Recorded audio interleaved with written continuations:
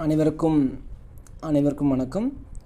இன்றைக்கி நம்ம பார்க்க போகிறது வந்து ஃபோர்காட்டில் ஸ்டோர் பிரான்சிஸில் எப்பேற்பட்ட முறைகேடு, எப்பேற்பட்ட திருட்டுத்தனம் பண்ணுறாங்கிறத நாம் இன்றைக்கி பார்க்க போகிறோம். இதில் பாருங்கள், ஃபோர்காட்டில் யாரெல்லாம் ஸ்டோர் எடுத்தாங்களோ அவங்களாம் ரொம்ப ரொம்ப பாவங்க. அது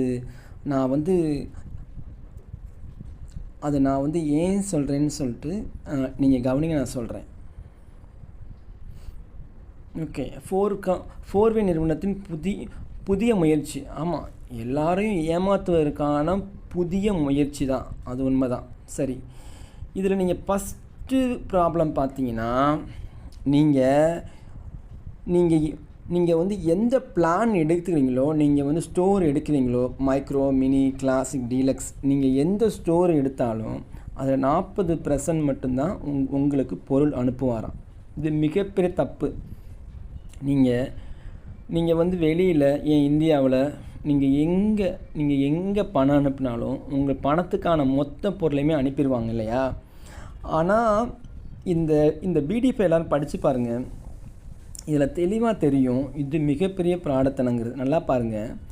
இப்போ நீங்கள் 25,000 ரூபாய்க்கு நீங்கள் பணம் கட்டி மைக்ரோ ஸ்டோர் அப்படின்னு சொல்லி நீங்கள் எடுத்திருந்தீங்கன்னா உங்களுக்கு எவ்வளோ பொருள் அனுப்புவாராம்? 10,000 ரூபாய்க்கு உண்டான பொருள் மட்டும்தான் அனுப்புவாராம். அப்புறம் நீங்கள் 50,000 ரூபா கட்டி மினி ஸ்டோர் நீங்கள் எடுத்திருந்தீங்கன்னா உங்களுக்கு பொருள் எவ்வளோக்கு அனுப்புவாராம்? 20,000க்கு மட்டும்தான் அனுப்புவாராம். நீங்கள் 1,00,000 ரூபா கட்டி கிளாசிக் ஸ்டோர் நீங்கள் எடுத்திருந்தீங்கன்னா உங்களுக்கு 40,000க்கு உண்டான பொருள் மட்டும்தான் அனுப்புவாராம். நீங்கள் 1,50,000 ரூபா கட்டி டீலக்ஸ் ஸ்டோர் நீங்கள் எடுத்திருந்தீங்கன்னா உங்களுக்கு 60,000க்கு உண்டான பொருள் மட்டும்தான் அனுப்புவாராம். இதே மிகப்பெரிய தப்பு, மிகப்பெரிய ஃப்ராடுத்தனம். உங்களுடைய 60% பணத்தை இவன் எதுக்காண்டி பிடிச்சு வைக்கணும்? சரிங்களா? இது மிகப்பெரிய மோசடி. சரிங்களா? ஆனால் இன்னும் பெரிய மோசடி இருக்குது. நீங்கள் என்னன்னு சொல்லிட்டு கீழே பாருங்கள். நீங்கள் என்ன ஸ்டோர் எடுத்தாலும் 40% மட்டும்தான் பொருள் அனுப்புவாராம். ஓகே, அப்புறம் பாருங்கள், நீங்கள் ஃபுல் பேமெண்ட்டு நீங்கள் 25,000, 50,000, 1,00,000, 1,50,000ங்கிறது நீங்கள் ஃபுல் பேமெண்ட்டை அனுப்பி அதுலேருந்து 10 to 20 நாட்கள் பொருள் அனுப்புகிறாங்க. சரி, டைப்ஸ் ஆஃப் இன்கம் பாருங்கள். இந்த இன்கம்ங்கிறதே மிகப்பெரிய ப்ராடத்தனம். டைப்ஸ் ஆஃப் இன்கம் என்னது? கேபிட்டல் ரீஃபண்ட் போனஸா, சிங்கிள் லெக் போனஸா, செல்ஃப் சேல்ஸ் போனஸா, அப்புறம் டீம் சேல்ஸ் போனஸா, அப்புறம் ரீபர்ச்சேஸ் போனஸா, இது எல்லாமே சுத்தமாக ஏமாத்துறதுக்கான வழிமுறை. நீங்கள் இதை பார்த்து ஏமாந்துறாங்க. ஏற்கனவே ஃபோர்காட்டில் 2,950 கெட்டி வாழ்நாள் முழுமைக்கும் உங்களுக்கு 50 ரூபா, 100 ரூபா இப்படிலாம் சொல்லி ஏமாத்தினவன் தான் அந்த பிளானை க்ளோஸ் பண்ணிட்டு வந்துட்டான். 80,000 மக்களுக்கு 33 கோடி ரூபா போச்சு. அதில் நிறைய பேர் கேஸ் கொடுத்துருக்காங்க, கேஸ் போய்கிட்டு இருக்கு. இப்போ பார்த்தீங்கன்னா புதுசாக ஒரு ஃபோர்காட் பிளான் ஆரம்பித்து அதில் வெல்கம் போனஸ்னு சொல்லி டெய்லி 100 ரூபாங்கிற ஒரு பிளான் கொண்டு வந்தான். அதையும் இவன் கொடுக்கல, அதையும் கட் பண்ணிட்டு இனி சம்பாதிக்கிற எல்லாருக்குமே கூப்பன் கொண்டு வந்துட்டான். அதனால் இதை பார்த்து ஏமாறாதீங்க. சரி, பார்க்கலாம். கேபிட்டல் நல்லா பாருங்கள். நீங்கள் கட்டக்கூடிய 25,000, 50,000, 1,00,000, 1,50,000 எல்லாத்தையுமே கேபிட்டலை ரீஃபண்ட் கொடுத்துருவானா. நல்லா பாருங்கள், இது நம்புகிற மாதிரி இருக்கா? இப்போ நீங்கள் எங்கேயாவது வீக்லி 1%, சரிப்பா, அப்படி நீ உண்மையிலே கொடுக்கணும் வீக்லி 10% கொடு. உன்னால் உண்மையிலே கொடுத்துட முடியும்னா வீக்லி 10% கொடு. அது ஏன் 1%? அப்போனா தான் ஒரு 25 மாதம் ஆகும். 25 மாதத்துக்குள்ளே ஏதாவது ஒரு காரணம் சொல்லி கம்பெனியை க்ளோஸ் பண்ணிடலாம். இது முழுக்க ஏமாற்று. நீங்கள் நல்லா கவனிச்சு பாருங்கள். நீங்கள் எங்கேயாவது நீங்கள் கடை வச்சுருக்கவங்கள கேட்டு பாருங்கள். அவங்க ஒரு 1,50,000 ரூபாய்க்கு பணம் கட்டி பொருள் வாங்குறவங்களுக்கு ரீஃபண்ட் கொடுக்க முடியுமா? இல்லை இது வரைக்கும் கொடுத்துருக்கானா? நல்லா பாருங்கள். இப்போ நம்ம 2,950 கட்டினவங்களுக்கும் ரீஃபண்ட் கொடுக்கல. ரீஃபண்ட் தரேன்னு சொன்னால் இப்போ வரையும் எல்லாம் ஏமாற்றி சொல்கிற பிடிஎஃப் எல்லாம் முழுக்க பொய்யாலும் பிராடத்தனத்தாலும் ஆசையாலும் பேராசையாலும் கட்டமைக்கப்பட்டது. அதனால் நீங்கள் ரொம்ப கவனமாக இருங்க. இந்த கேபிட்டல் ரீஃபண்ட் போனஸுங்கிறது முழுக்க பிராடத்தனம். ரொம்ப கவனமாக இருங்க. சரிங்களா? இது ஒன்றாச்சு. அடுத்தது சிங்கிள் லெக் போனஸ். அதாவது இப்போ நீங்கள் எப்படி 25,000, 50,000, 1,00,000 காசு 1.5 லட்சம் கெட்டி நீங்கள் எப்படி ஏமாந்தீங்களோ அதே மாதிரி உங்களுக்கு கீழே வந்து முட்டாள்களை பணம் கெட்ட வச்சிங்கன்னா அங்கே நடக்கக்கூடிய வருமானத்தில் இருந்து உங்களுக்கு வந்து 1% வருமானமாக கிடைக்கும். இல்லை அதாவது வந்து உங்களுக்கு கீழே வந்து யார் வர்றாங்களோ அவங்க வந்து ஸ்டோர் எடுக்கிறாங்கன்னா அவங்க கெட்டக்கூடிய பணத்தை உங்களுக்கு வந்து 1% லாபமாக கொடுக்குறாங்க. நல்லா பாருங்கள், இவங்க கையிலேருந்து கொடுக்கல, அவங்க பணத்துலேருந்து எடுத்து கொடுக்குறான். இதுவும் வந்து முழுக்க ஃப்ராடுத்தனம். சரி, அடுத்தது பாருங்கள், உங்கள் ஸ்டோரில் நடக்கக்கூடிய மொத்த விற்பனையில் 5% வந்து உங்களுக்கு லாபமாக கொடுப்பானா. இதுதான் மிகப்பெரிய பாருங்கள். அதாவது நீங்கள் வந்து 25,000 கெட்டியிருந்தீங்கன்னா 10,000 தான் பொருள் அனுப்புவான். 10,000 நீங்கள் 10,000 பொருளை நீங்கள் சேல்ஸ் பண்ணாலும் உங்களுக்கு எவ்வளோ கிடைக்கும் தெரியுமா? 500 கமிஷன் கிடைக்குமா. அவ்வளோதான். நீங்கள் வந்து ஒரு மாதம் கடை வாடகை என்னாச்சு, கரண்ட் பில் வந்து என்னாச்சு, டெய்லி உங்களுடைய உழைப்பு என்னாச்சு, அதுக்கு அவங்க கொடுக்கக்கூடியது வெறும் 500 தானே. அப்புறம் பாருங்கள், யாராவது வந்து 50,000 கெட்டி வந்து அவங்க ஸ்டோர் எடுத்துருந்தாங்கன்னா அவங்களுக்கு கிடைக்கக்கூடியது 1000 தான் அவங்களுக்கு கமிஷன் ஃபுல்லாக விற்றாலுமே.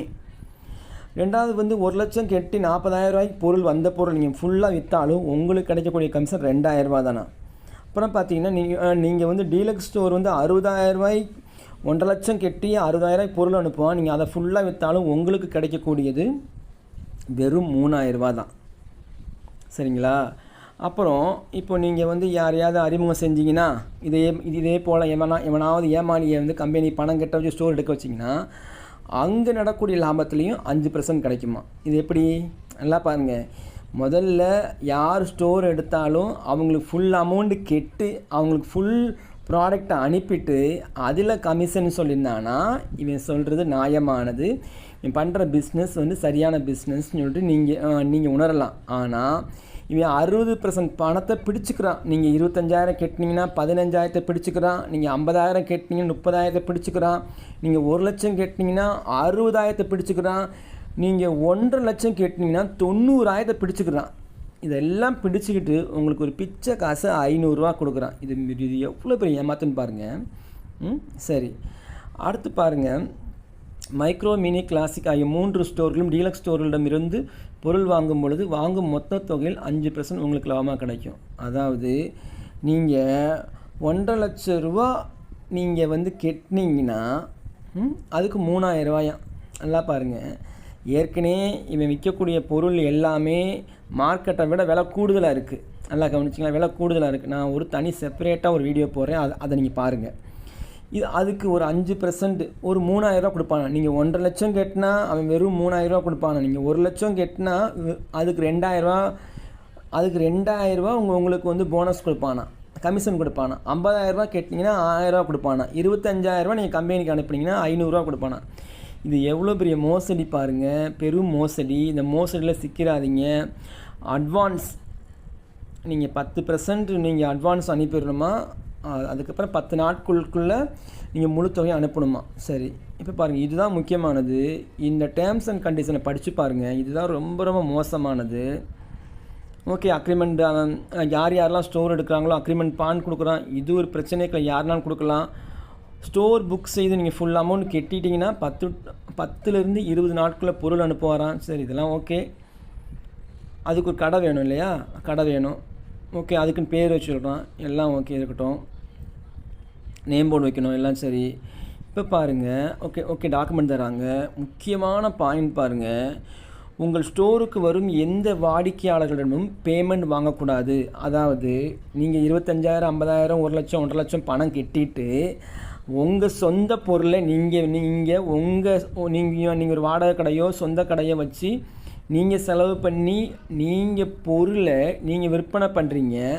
அந்த பணத்தை நீங்கள் வாங்கக்கூடாதான், கம்பெனிக்கு அனுப்பிடணுமா. இது எவ்வளோ பெரிய மோசடி பாருங்கள். எங்கேயாவது கடை வச்சுருக்கவங்க பணம் கட்டி அந்த பொருளை வந்து கடைக்காரன் வாங்கக்கூடாதுன்னு இருக்கா? சிஸ்டம் இருக்கா?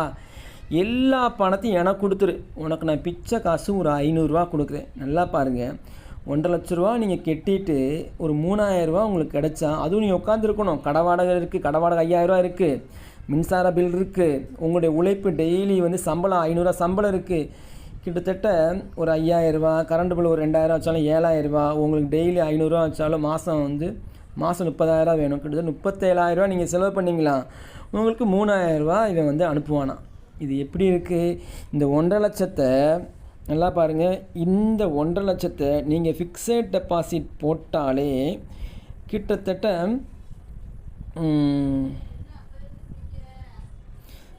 12,000 உங்களுக்கு 12,000 வந்து வருஷம் கிடைக்கும். இவன் கொடுக்குறது பாருங்கள் 3,000 கொடுக்குறான். அவன் பாருங்கள், நீங்கள் ஃபிக்ஸட் டெபாசிட் பண்ணால் கூட உங்களுக்கு உங்களுடைய இன்வெஸ்ட்மெண்ட் பணம் வந்து சேஃப்டியாக இருக்கும். ஆனால் உங்களுக்கு மாதம் மாதம் பணமும் வரும். இது எப்படி ஏமாத்தலாம் பாருங்கள். அப்புறம் பாருங்கள், உங்களுக்கான ஸ்டோர் கமிஷன் அதான் பாருங்கள், நீங்கள் பொருளை விற்கணுமா, நீங்கள் எல்லாம் செலவு பண்ணணுமா, பணத்தை கம்பெனிக்கு அனுப்பணுமா, ஆனால் அந்த பணத்தை நீங்கள் வாங்கக்கூடாதான், உங்கள் சொந்த பொருளை விற்று வரக்கூடிய நீங்கள் வாங்கக்கூடாதான், நீங்கள் விற்று எல்லாம் கம்பெனிக்கு அனுப்பிடணுமா.